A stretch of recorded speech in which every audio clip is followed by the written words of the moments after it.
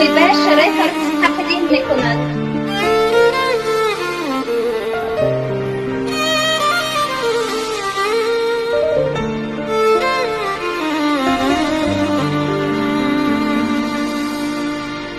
نگاهی واپس اینت را، سخنهای شیرینت را، دو چشمی اشکگینت را نکردم من فراموش. همان روزه که گفتی خیر جانم من میرم، لحظه ای دیدار تمام شد. به قلبم خنجر آمد که از زخمش وجودم پره گشت و زندگی بر من حرام شد.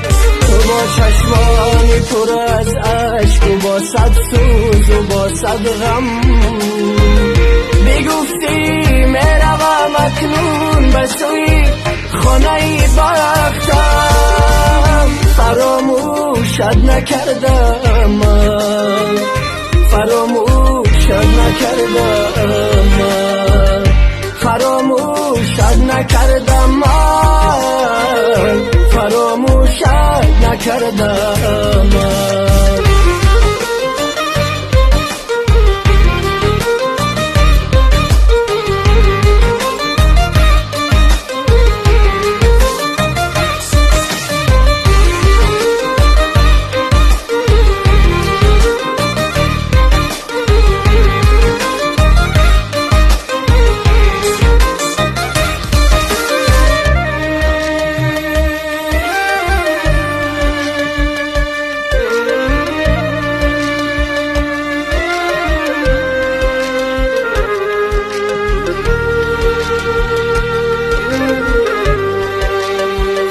نصیبی ما نشد آخی کناری هم دیگر باشه، در راهی قسمت و تقدیر من و تو هم سفر باشه، در راهی قسمت و تقدیر من و تو هم سفر باشه. ما را از هم جدا کردن به زوری و به مجبوری، میکشد عاقبت ما را همین دوری، همین دوری. ما را از هم جدا کردن به زوری و به مجبوری، میکشد عاقبت ما را همین زنده در گوری.